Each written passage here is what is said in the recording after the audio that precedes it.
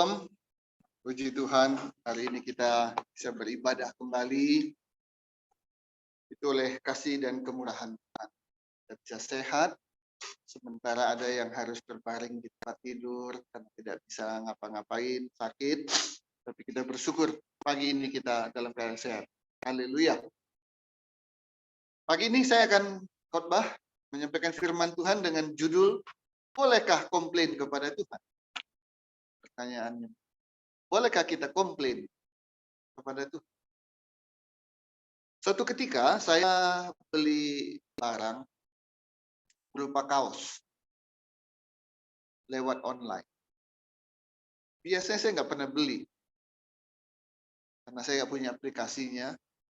Tapi karena ini jualnya lewat Facebook, jadi tanpa aplikasi.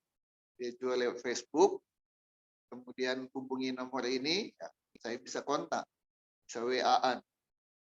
Tanya mengenai ini, mengenai itu, kemudian deal, harga pun murah menurut saya. Karena pengalaman-pengalaman, maka saya lebih detail. Di antaranya saya tanya, alamatnya di mana?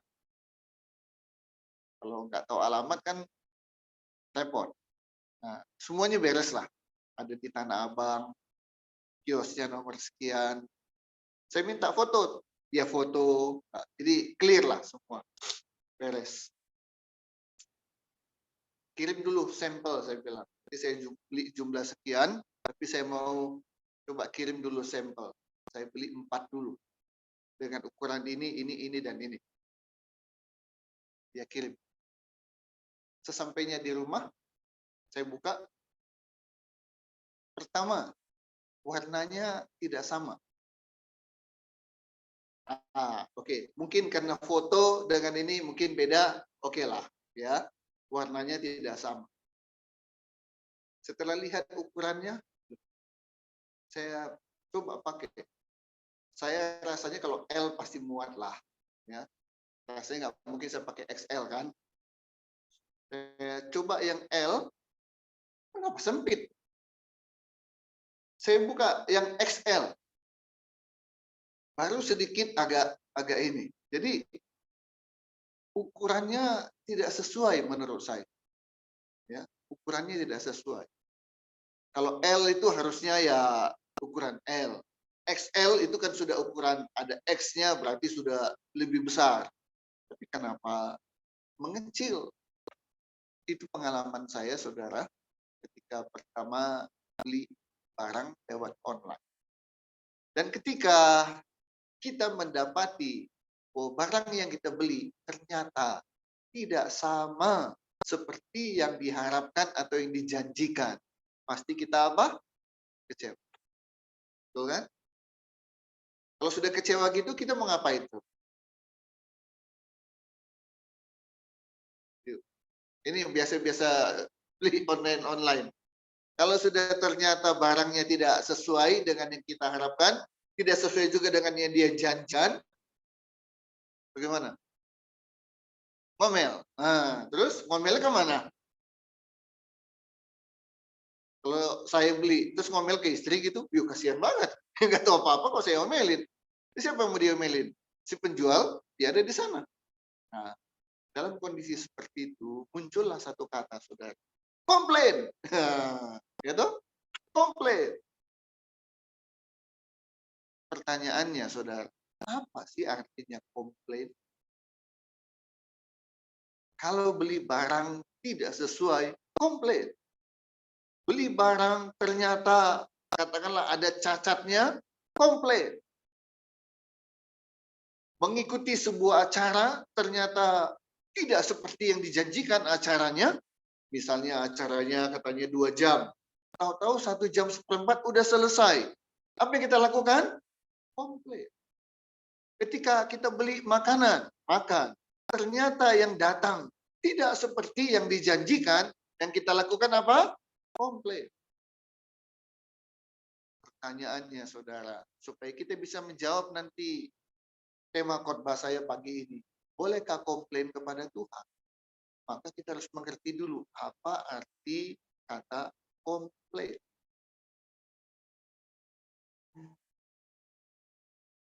Saya rasa ada beberapa orang yang menyalahartikan kata komplain. Komplain dalam cerita yang saya sampaikan tadi diartikan sebagai protes. Kalau datang tidak sesuai, protes dong. Acara tidak sesuai, protes dong. Makanan tidak sesuai, protes dong. Segala sesuatu yang tidak sesuai dengan apa yang dijanjikan dan diharapkan, kita harus melakukan apa? Protes. Komplain bagi sebagian orang diartikan sebagai protes. Ya, tidak bisa disalahkan. Kadang-kadang kan ya pengetahuan itu kalau tidak benar-benar berdasarkan apa yang benar, jadi keliru. Nah, karena itu kita nggak mau keliru, kita nggak mau salah paham. Kalau kita salah paham, nanti paham kita akan salah. Ya, nah maka saya buka kamus besar bahasa Indonesia. Di sana dikatakan bahwa komplain itu artinya, saudara bisa tebak nggak apa arti komplain?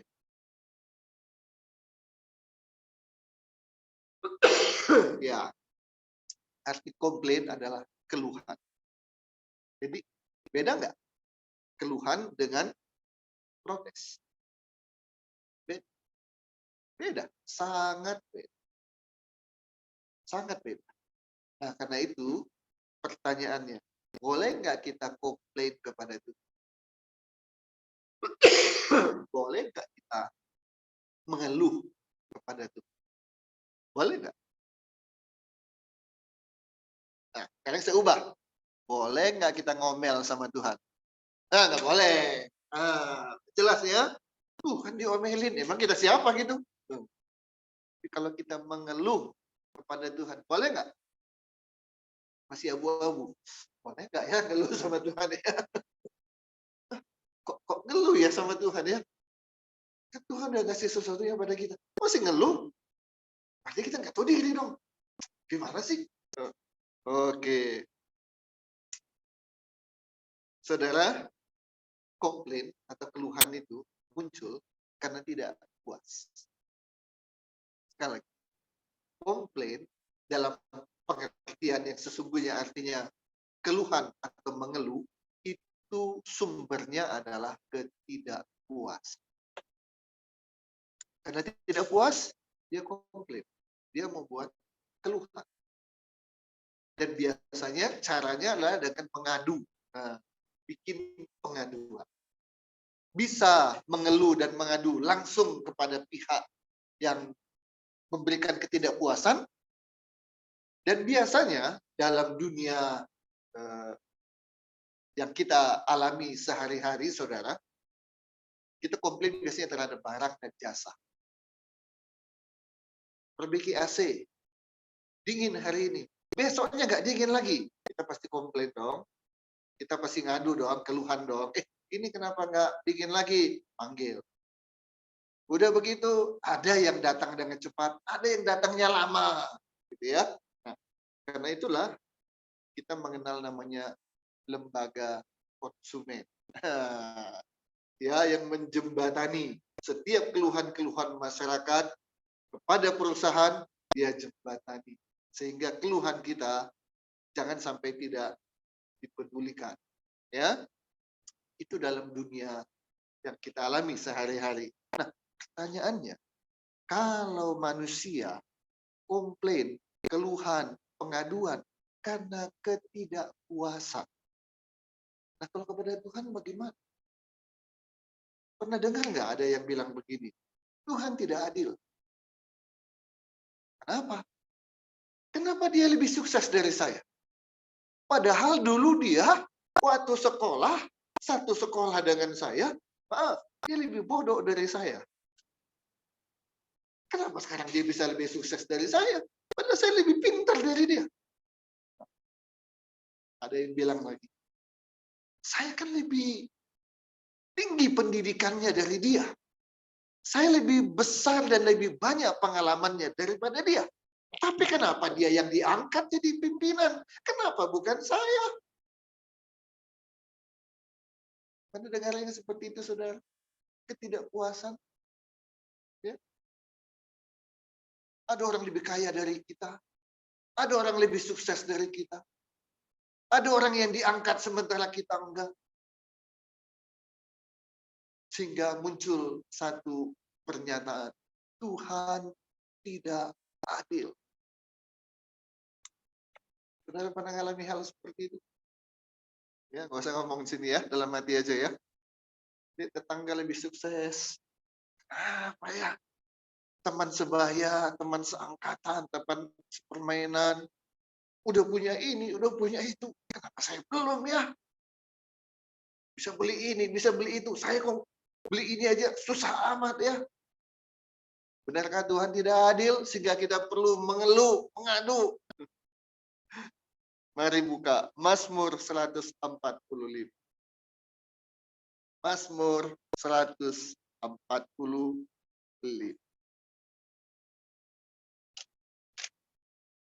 Untuk menjawab pertanyaan, benarkah Tuhan itu tidak adil?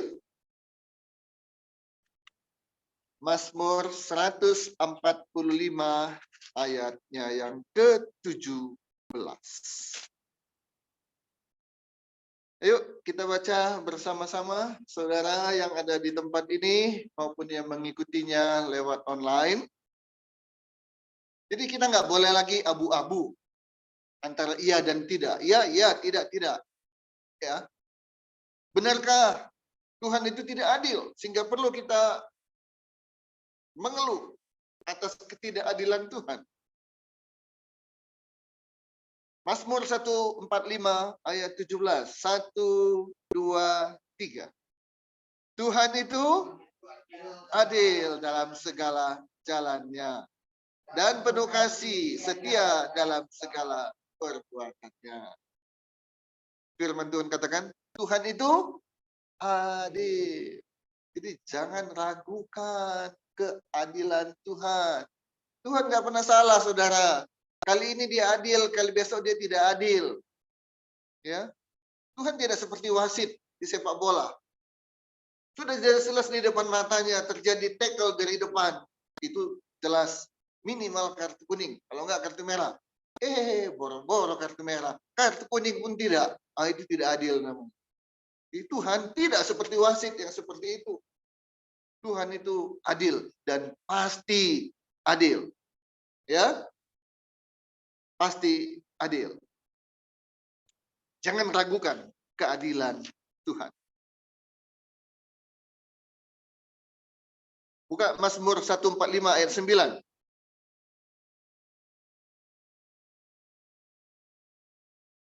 Tadi 17, sekarang ayat 9. Mazmur 145 ayat 9. 1, 2, 3. Tuhan itu baik kepada semua orang dan penuh rahmat terhadap segala yang dijanjikannya. Tidak hanya adil, baik kepada semua orang. Jadi jangan bilang tidak adil. Pilih-pilih kasih. Enggak ada. Tuhan mengasihi kita semua. Tapi kenapa ada kaya, ada miskin? Nah, pertama, tergantung suka-sukanya Tuhan dong. Tetapi di balik suka-sukanya Tuhan itu, pasti ada alasan. Kenapa ini lebih, ini kurang? Pasti ada penyebab. Dan kalau kita mengalami, maka kuncinya adalah introspeksi diri. Jangan cuma nuduh sana, nuduh sini, Tuhan tidak adil, Tuhan pilih kasih. Tapi cek dulu diri kita. Dan jauh lebih baik juga kita tanya, bagaimana? Setelah kita tahu, oh pantas. Dia doa tiap pagi jam 5. Sementara saya doa nggak pernah. Gimana kita bisa minta yang sama dari Tuhan? Oh, dia ternyata memberkati. Gereja diberkati. Tetangga diberkati. Banyak orang diberkati. Sementara saya pelit. Bagaimana mau minta yang sama dari Tuhan? Ya, saudara, jangan cepat-cepat komplain. Jangan cepat-cepat ngeluh sama Tuhan. Apalagi jadinya nuduh ke Tuhan. Tuhan tidak adil. Jangan. Ya, jangan. Tuhan itu adil. Tuhan itu adil. Sangat adil. Ya, hanya kita dalam keterbatasan kita, ketidaktahuan kita, sehingga akhirnya kita mengambil kesimpulan yang salah. Tapi Tuhan itu maha kuasa dan maha tahu. Ya, mempertimbangkan ini, mempertimbangkan itu, sehingga setiap keputusan dan tindakan Tuhan pasti benar. Yang pertama, saudara, kalau kita mau komplain, mau mengeluh sama Tuhan terhadap apa yang kita terima dan diterima orang lain, dan kita merasa kayaknya ini nggak adil, maka yakini dirimu, Tuhan itu adil dan sangat adil. Yang kedua, ada orang yang mengeluh. Kenapa sakit saya nggak sembuh-sembuh? Ayo, saudara pernah sakit? Pasti pernah. Saya juga pasti pernah. Semua kita pasti pernah. Ya. Dan ketika sakit, ada yang sembuhnya cepat. 2 hari udah sembuh. Tapi ada juga yang sembuhnya lama. Dan bahkan ada yang belum sembuh-sembuh juga. Di WA Group ada seorang anggota. Selama ini dia postingannya adalah saya sakit. Kemudian saya sedang pergi ke sini, sedang berobat. Terus ada postingannya lagi. Ada yang tahu nggak kalau begini obatnya apa? Ada yang tahu nggak ke dokter mana? Ah, itu aja postingannya, sekitar itu aja. Ya, tentang dirinya yang sakit, sakit, sakit, dan sakit. Sampai postingan yang terakhirnya dia tulis begini. Aduh, ini sakitnya nggak sembuh-sembuh. Saya sudah putus asa. Pengen mati aja deh. Itu yang dia post. Udah putus asa. Dan akhirnya dia bilang, aduh, kalau begini terus pengen mati aja deh. Dan kalau pengen mati, biasanya caranya apa, saudara? Bunuh diri. Langsung ramai tanggapan. Jangan begitu, tetap kuat, sabar, bla bla bla bla. Gak boleh putus asa, itu dosa. Saudara, enak dan mudah bagi kita dalam keadaan sehat seperti ini. Bilang, puji Tuhan, Tuhan baik, Tuhan adil. Ya, amin, Tuhan adil. Tapi ketika kita sakit, seperti orang yang saya ceritakan, menderita berkepanjangan, seminggu, sebulan, setahun, sakit terus. Sembuh sebentar, sakit lagi. Sembuh sebentar, sakit lagi. Bayangkan ya, saudara ya. Kalau saya ngalami, bayangin aja. Tuh, berat ya, mengalami seperti itu ya. Ada satu sakit yang paling tidak enak. Sakit apa, saudara? Semua sakit nggak enak. Tapi ada satu sakit yang paling nggak enak apa? Sakit gigi. Ada sakit gigi bisa bikin orang mati nggak? Enggak. Tapi lebih baik sakit hati daripada sakit gigi. Coba. Ya. Begitu rupa kalau namanya sakit gigi itu nggak enak, saudara. Sangat tidak enak. Terutama bagi orang yang pernah mengalaminya. Pasti bilang, yes. Benarkah ketika kita sakit, belum sembuh, itu artinya Tuhan tidak sayang kepada saya? Tuhan tidak peduli kepada saya? Sekali lagi, Tuhan jadi pilih kasih kepada saya. Orang lain tuh, wih, saya sakit, sangat sakit, tapi luar biasa. Begitu saya berdoa, Tuhan tolong dan Tuhan sembuhkan saya. Puji Tuhan. Atau kenapa itu bisa? Kenapa saya enggak? Dokter menyatakan penyakit saya sudah stadium 3. Sudah diperiksa keadaannya memang sudah akut. Tapi saya berserah kepada Tuhan. Saya berdoa kepada Tuhan dan saya percaya mujizat masih ada. Saya berdoa dan berpuasa, minta kemurahan Tuhan. Dan puji Tuhan, ketika saya periksa, hasilnya saya bawa ke dokter. Dokter terkaget-kaget. Dia bilang, apa yang terjadi? Loh, kenapa dok? Gak ada lagi tanda-tanda pada penyakitmu. Jadi, kamu sembuh. Kenapa bisa terjadi begitu? Kenapa nggak terjadi pada saya? Ada yang pernah bilang begitu? Atau ada yang sedang mengalami seperti itu? Sehingga akhirnya dia komplain, dia mengeluh. Dia akhirnya apa? Gak sadar, protes sama Tuhan. Tuhan, kenapa saya berbeda? Apa Tuhan tidak ingat lagi sama saya? Tuhan sudah mulai jadi pelupa. Tidak mungkin Tuhan pelupa. Tuhan Maha tahu, Tuhan Maha ingat. Mari kita buka 1 Petrus 2. 1 Petrus 2 ayat 20.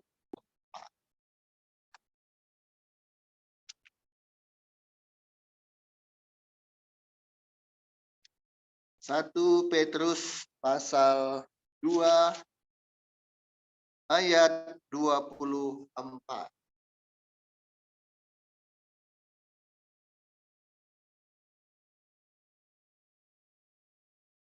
Oke. 1, 2, 3.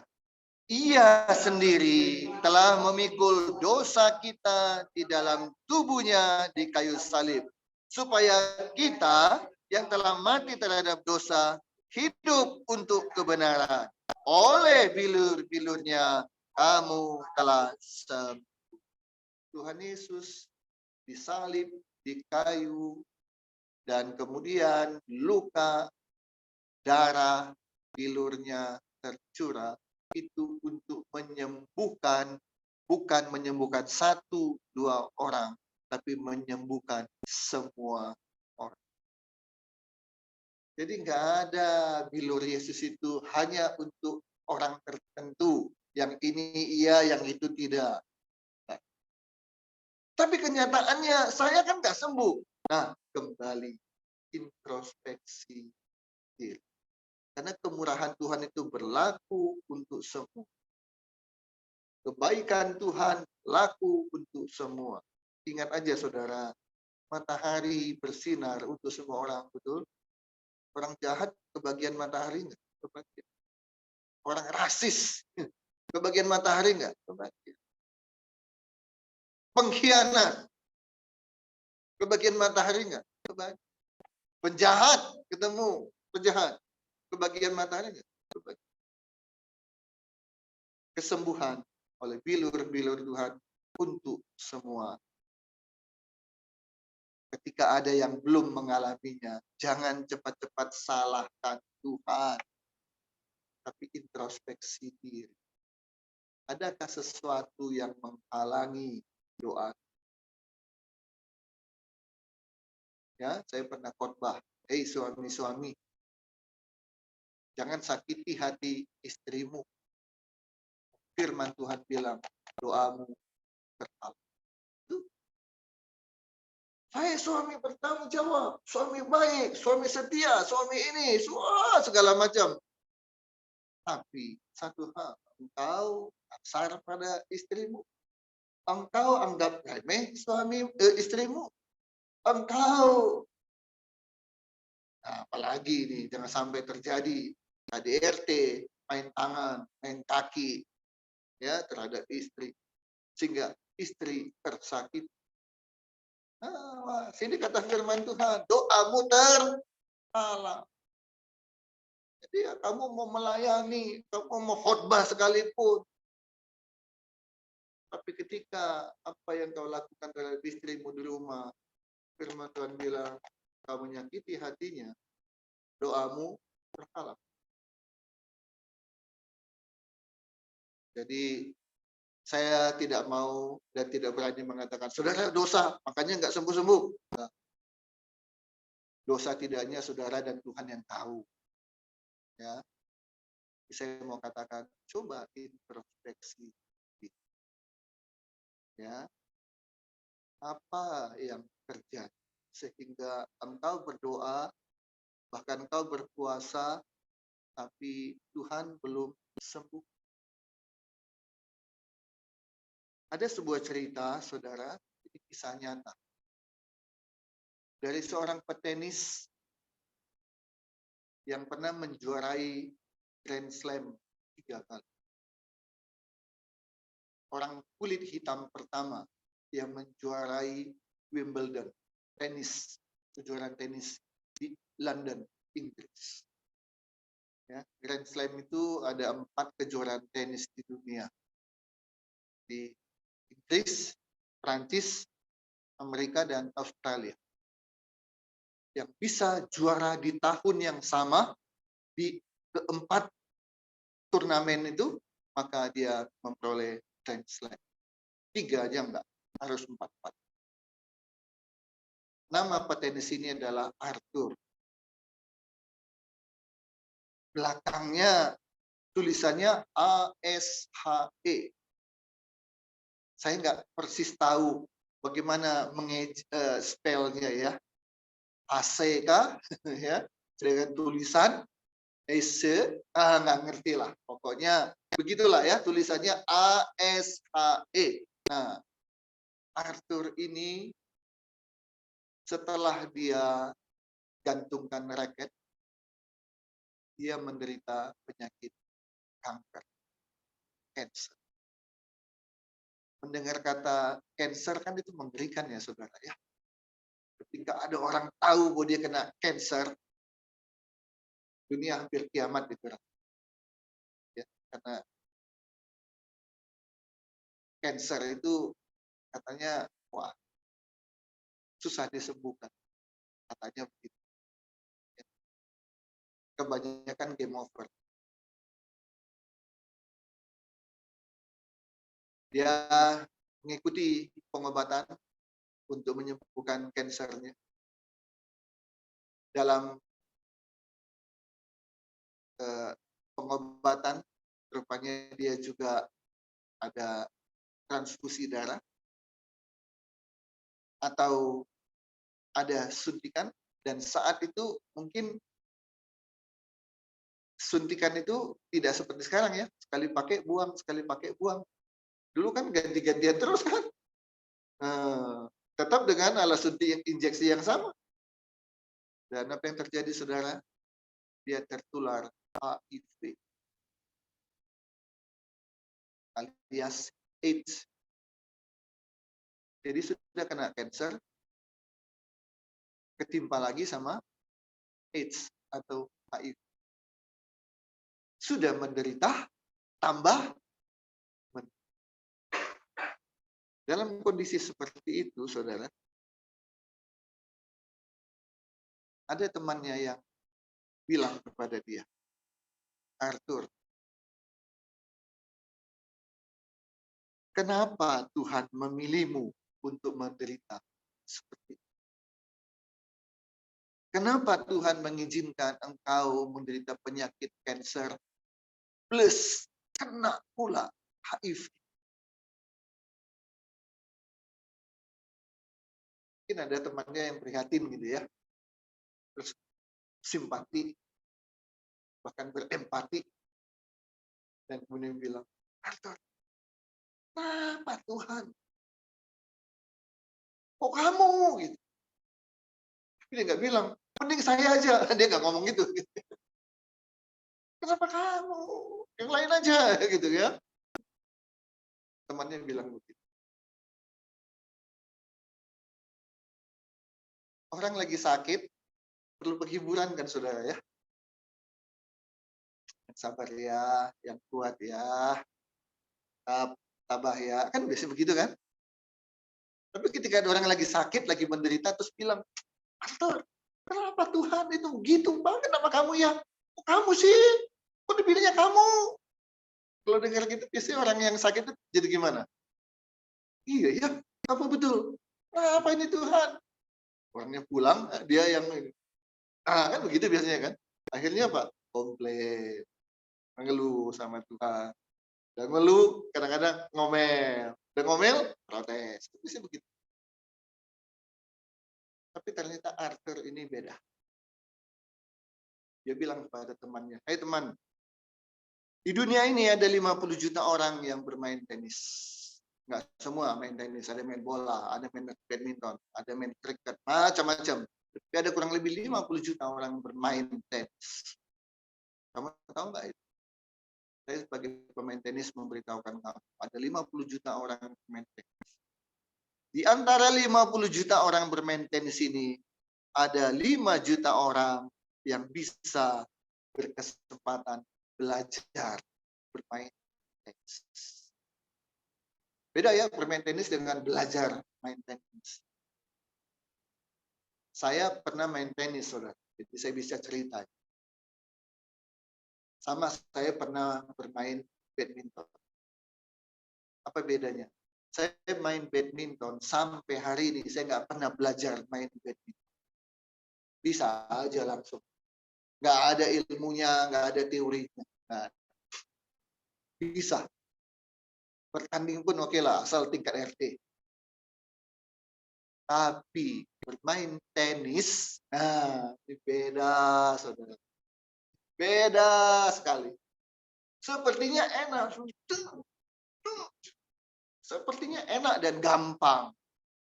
Tapi begitu saya pertama kali main tenis, masuk ke lapangan, pegang raket, begitu bola datang, bolanya kemana gitu ya.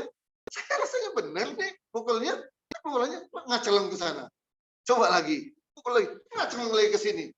Astaga, ternyata saudara, jangankan memukul dengan keras ke lapangan lawan, mengembalikan bola aja sulit. Nah, disitulah saya belajar tenis. Artinya belajar, ada yang mengajar. Pegangnya begini ya, Pak Yunus. Cara megangnya udah diajarin. Sekian derajat, pegangnya arah sini. Kemudian, waktu memukul, bukan seperti badminton ya Pak ya, pergelangan tangan yang main.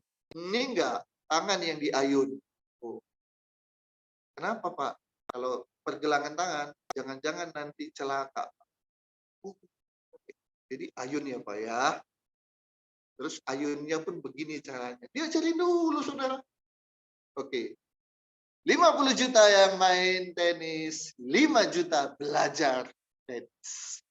Dari 5 juta yang sempat belajar tenis, 500.000 belajar jadi pemain profesional. Nah, saya kan nggak profesional, yang penting bisa main. Dan akhirnya setelah saya diajari, dilatih, saya baru bisa mengembalikan bola. Nggak kemana-mana lagi. Baru terasa enak main tenisnya ya. Karena bisa kembalikan, sesekali smash gitu ya. Nah, hanya pemain untuk cari keringat dan olahraga. Tapi ternyata ada 500.000 orang yang belajar jadi pemain profesional. Dari 500.000 pemain profesional, 50.000 bisa bertanding di berbagai turnamen. 50.000. Ya, turnamen ada di berbagai negara. Ya, ada di berbagai negara. Mereka bisa bertanding. Dan 5.000 orang bisa mengikuti turnamen Grand Slam. 50 orang berhasil masuk Wimbledon di Inggris, London. 4 orang masuk semifinal, 2 orang masuk final, dan 1 orang jadi juara. Bayangkan saudara, menjadi juara Wimbledon itu bukan perkara yang mudah, bukan perkara yang gampang. Perjalanannya panjang. Sampai akhirnya menjadi juara, Arthur mengalami. Begitu dia angkat piala sebagai juara Wimbledon, Arthur bilang, saat itu saya nggak pernah bilang, nggak pernah tanya sama Tuhan, kenapa aku Tuhan? Tapi kenapa waktu saya sakit, seperti kamu bilang, kenapa saya harus bilang kepada Tuhan, kan Pak aku Tuhan. Artinya Arthur mau bilang, janganlah pada saat sakit aja kita Tuhan, Tuhan. Tapi waktu kita jaya, waktu kita senang, sepertinya kita lupa peranan Tuhan. Apakah hanya waktu susah kita ingat Tuhan? Waktu senang kita lupa sama Tuhan? Saudara, kisah Arthur ini mengingatkan kita. Jangan sekali-kali bilang Tuhan tidak adil dalam kesuksesan. Tuhan pilih kasih dalam kesembuhan. Karena kesembuhannya dari Tuhan berlaku untuk siapa saja orang yang berkenan kepada. Ya, kalau tidak berkenan kepada Tuhan, lain cerita. Oleh karena itu, saudara, jangan punya sikap yang salah dalam mengeluh pada Tuhan. Ya, walaupun kita boleh mengeluh, tapi cara kita jangan pakai cara yang salah. Nah, mari kita lihat contoh bagaimana di Alkitab ada orang-orang yang komplain, orang yang mengeluh pada Tuhan, tapi dengan cara yang benar. Kita buka 1 Samuel pasal 1. 1 Samuel pasal 1 ayat 9 sampai 11. 1 Samuel pasal 1 ayat 9 sampai 11 dan 15. Ya. 1 Samuel pasal 1 ayat 9 sampai 11 dan nanti ditambah dengan ayat 15. Yuk kita baca bersama-sama dari ayat 9 sampai 11. 1, 2, 3. Pada suatu kali setelah mereka habis makan dan minum di Silo, berdirilah Hana, sedang Imam Eli duduk di kursi dekat tiang pintu bait suci Tuhan. Dan dengan hati pedih, ia berdoa kepada Tuhan sambil menangis terseduh-seduh. Kemudian bernasarlah ia, katanya, Tuhan semesta alam, jika sungguh-sungguh engkau memperhatikan sengsara hamba-Mu ini, dan mengingat kepadaku, dan tidak melupakan hamba-Mu ini, tetapi memberikan kepada hamba-Mu ini seorang anak laki-laki, maka aku akan memberikan dia kepada Tuhan untuk seumur hidupnya, dan pisau cukur tidak akan menyentuh kepalanya. Baca ayat 15. Tetapi Hana menjawab, bukan Tuanku, aku seorang perempuan yang sangat bersusah hati. Anggur ataupun minuman yang memabukkan tidak kuminum, melainkan aku mencurahkan isi hatiku di hadapan Tuhan. Hana tidak punya anak. Maka dia suka diejek, disindir oleh madunya. Hatinya sedih. Hatinya sedih. Ya, dia bilang tadi apa? Sangat bersusah hati. Dalam keadaan seperti itu, apa yang dilakukan saudara? Dia komplain sama Tuhan. Dia mengeluh sama Tuhan, tapi dengan cara yang benar. Bukan cara yang salah. Cara yang benar itu apa? Ia berdoa. Jadi, saya jadi menyadari kenapa Tuhan memberikan masalah atau mengizinkan masalah dalam hidup kita, saudara. Supaya kita berdoa. Ya, ini pengertian yang benar, saudara. Ya, kenapa Tuhan mengizinkan kita punya masalah? Sebab ketika kita punya masalah, kita cari Tuhan. Seperti yang dilakukan oleh kita. Komplain dengan cara yang benar, yaitu berdoa. Sambil bagaimana? Tidak hanya sekedar berdoa, tapi sambil menangis. Ya, menangis. Betul-betul doa itu enggak hanya sekedar doa, amin. Doa biar amin. Enggak, tapi dia berdoa dengan sungguh-sungguh. Di ayat 15 dikatakan apa? Aku mencurahkan isi hatiku. Kita kenal dengan istilah apa? Curhat. Jadi dia nggak curhat ke tetangga, dia nggak curhat ke temannya, tapi dia curhat kepada ini komplain yang benar. Ya. Orang tua kalau anaknya sudah nangis minta sesuatu, tahan nggak saudara? Mana tahan. Ya. Pasti, aduh, ya udah usah nangis, nanti kita beli ya. Ya. Itu. Mama nggak adil, papa nggak sayang saya. Orang minta ini aja nggak dikasih. Oh, wah, biarin. Anak kurang ajar namanya. Minta dengan cara begitu, makin nggak dikasih. Tapi kalau minta dengan Tuhan, aduh Tuhan, hatiku sedih banget. Tapi kesedihan hatiku ini ku bawa kepadamu. Air mata yang kucurahkan ini ku persembahkan kepadamu. Tuhan, tolong. Nah, itu. Kita tahu pertolongan Tuhan datang pada hati. Dia punya anak namanya. Itu cara yang benar, saudara. Komplain yang benar. Komplainnya boleh, caranya bagus. Hasilnya dapat jauh. Mari kita buka Matius 26. Matius 26 ayat 38 sampai 39. Matius 26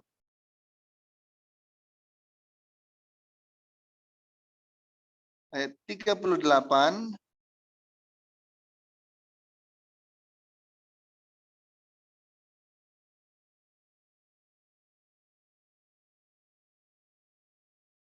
Matius 26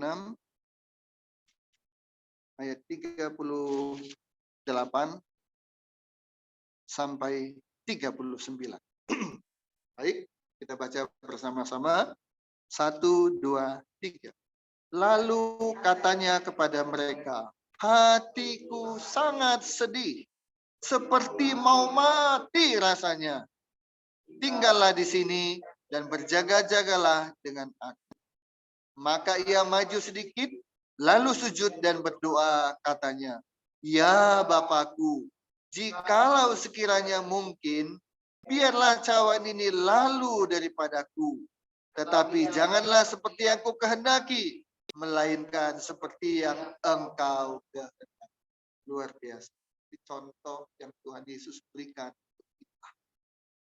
Tuhan Yesus mengalami malam ketika dia tahu akan diserahkan dan kemudian maut akan dijemput lewat proses yang sangat tidak enak, disiksa, dihina.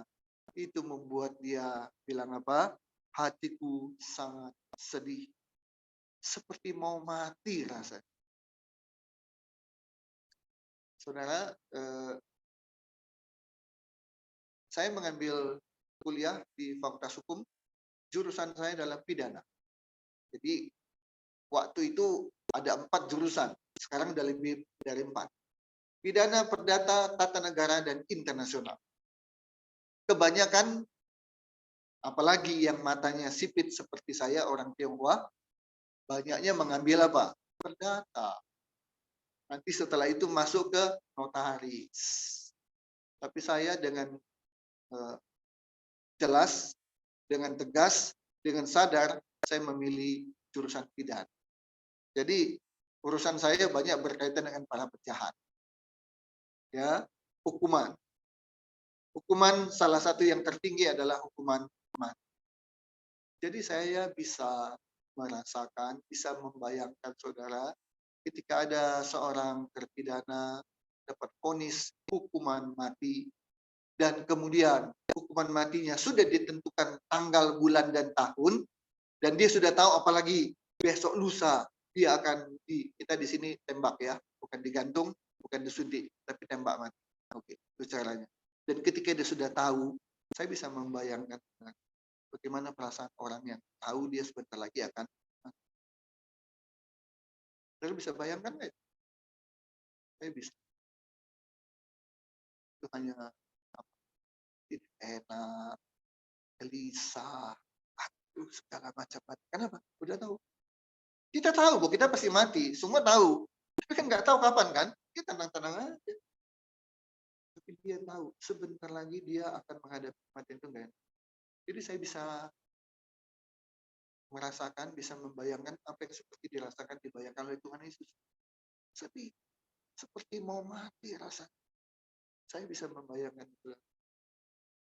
Dan dia bilang, aduh kalau bisa Bapak, ini jangan sampai terjadilah, boleh enggak? Sama dengan kita ketika kita susah, sulit, ada masalah, kita bilang, Tuhan boleh enggak diambil dah, berikan kepada orang lain deh. Ya, tapi Tuhan Yesus ajarkan pada kita, bukan kehendak yang jadi, kehendak Bapa yang jadi. Jadi saudara, sekali lagi, boleh nggak kita komplain? Boleh. Dalam pengertian komplain itu adalah mengeluh. Bukan protes. Bukan ngomel. Tuhan diomeli. Aduh, jangan sampai terjadi, saudara. Ngomelin orang juga bisa panjang masalahnya kan? Apalagi ngomelin Tuhan. Jangan. Tapi mengeluh boleh. Dan mengeluh harus dengan cara yang benar. Cara yang baik. Seperti yang tadi sudah dicontohkan oleh Hana. Dalam kesedihan, dia berdoa, dia menangis di bawah kaki Tuhan, dia curhat kepada Tuhan, dan dalam doa itu dia tetap menyenangkan Tuhan, maka Tuhan jawab dan kabulkan doanya. Belajar dari Tuhan Yesus. Kalau bisa, jangan sampai ku alami, tapi Bapa, kehendak-Mu yang jadi. Bapak, aku sakit, belum sembuh-sembuh, pengen sembuh. Tapi kalau memang Tuhan belum izinkan, aku nggak ngomel, aku nggak protes. Aku hanya ngeluh, Tuhan sakit. Dan Tuhan mendengar, Tuhan mengasihi. Anakku tidak ngomel, tidak protes. Dia bilang, bagaimana Tuhan deh? Tapi Tuhan, aku ini sakit. Kasihannya udah sembuhkan. Saya tutup khotbah saya dengan kesimpulan. Boleh nggak komplain? Boleh. Tapi dengan cara yang baik dan ketika saudara mengalami masalah, kesulitan, silakan mengeluh kepada Tuhan. Dan jangan mengeluh kepada manusia. Percuma. Ya. Tapi mengeluhlah kepada Tuhan dengan cara yang benar. Maka masalahmu akan teratasi. Nama Tuhan dipermuliakan. Haleluya. Mari kita berdoa.